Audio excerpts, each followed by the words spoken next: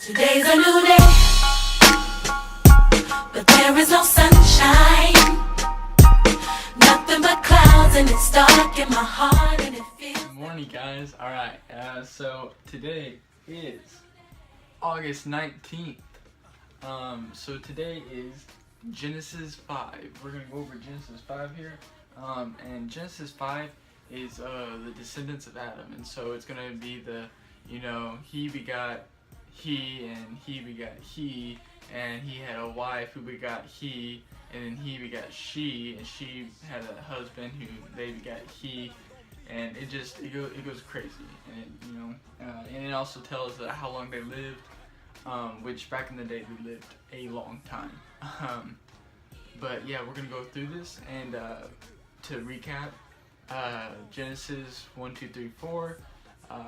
God has created the earth, God has created the universe, and he created man, and he created woman, and man and woman disobeyed God, and God cast them out of the Garden of Eden. And so then Adam and Eve have two sons, Cain and Abel, and Cain kills Abel, and Cain is cast out, and then Adam and Eve have a third son, Seth. So here we go. We're going to go into Genesis 5, the descendants of Adam.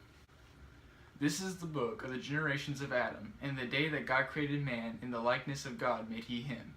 Male and female created he them, and blessed them, and called their name Adam in the day when they were created. And Adam lived 130 years, and begat a son in his own likeness after his image, and called his name Seth. And the days of Adam after he had begotten Seth were 800 years, and he begat sons and daughters. And all the days that Adam lived were 930 years, and then he died. And Seth lived 105 years, and begat Enos. And Seth lived after he begat Enos 807 years, and begat sons and daughters. And all the days of Seth were 912 years, and he died. And Enos lived 90 years, and begat Canaan. And Enos lived after he begat Canaan 815 years, and begat sons and daughters. And all the days of Enos were 905 years, and he died. And Canaan lived 70 years, and begat Mahalalel. And Canaan lived after he begat Mahalalel 840 years, and begat sons and daughters. And all the days of Canaan were 910 years, and he died. And Mahalalel lived 65 years, and begat Jared. And Mahalalel lived after he begat Jared 830 years, and begat sons and daughters. And all the days of Mahalalel were 895 years, and he died. And Jared lived 162 years, and he begat Enoch. And Jared lived after he begat Enoch 800 years, and begat sons and daughters. And all the days of Jared were 962 years, and he died. And Enoch lived 65 years, and begat Methuselah. And Enoch walked with God after he begat Methuselah 300 years, and begat sons and daughters. And all the days of Enoch were 365 years. And Enoch walked with God, and he was not, for God took him. And Methuselah lived 187 years, and begat Lamech. And Methuselah lived after he begat Lamech 782 years, and begat sons and daughters. And all the days of Methuselah were 969 years, and he died. And Lamech lived 182 years, and begat a son, and he called his name Noah, saying, This same shall comfort us concerning our work and toil of our hands, because of the ground which the Lord hath cursed. And Lamech lived after he begat Noah 595 years, and begat sons and daughters. And all the days of Lamech were 777 years, and he died. And Noah was 500 years old, and Noah begat Shem, Ham, and Japheth.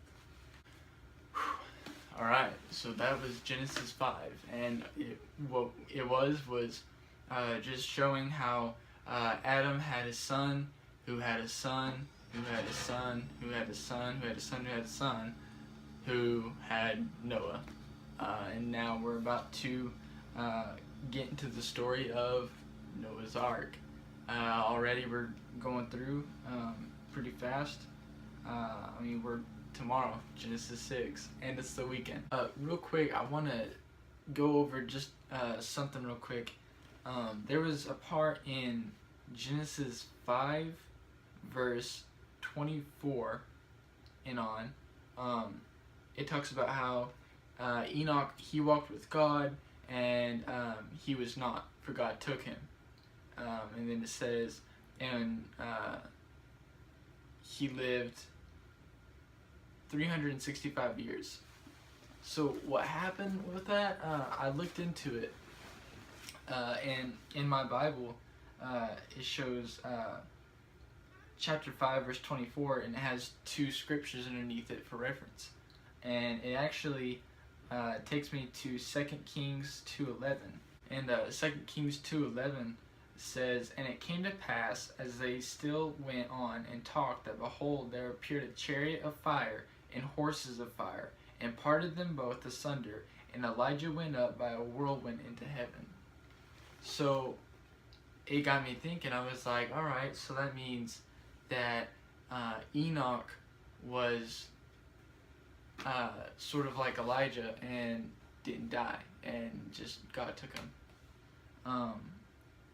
And so then I went and I looked again, and it says Hebrews 11:5. And then in Hebrews 11:5 it says, "By faith Enoch was translated that he should not see death, and was not found, because God had translated him, for before his translation he had this testimony that he pleased God." So when I read that, I'm thinking, okay, so he just disappeared. So no one knew where he was, what he was doing. Just one day he up and disappeared, and God took him. So yeah, that's what was going on there. Because when I was reading it, I was going, what's going on here? Why is it everyone died? And then it goes, oh, but Enoch, he's different. Well, Enoch followed God, and God took him. So yeah, that's what was going on there in verse 24.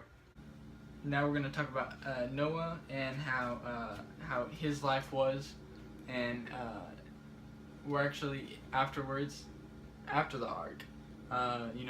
What happened after the flood happened, and what happened whenever they landed, and after they settled in, what happened to Noah. Not everyone knows what happened to Noah after that. That was Genesis 5. It was pretty simple, and a little bit easier than I was talking about. But yeah, thank you guys for watching. I hope you guys have a great day. Just go out there, conquer today, and show people how great you are. Talk to y'all later.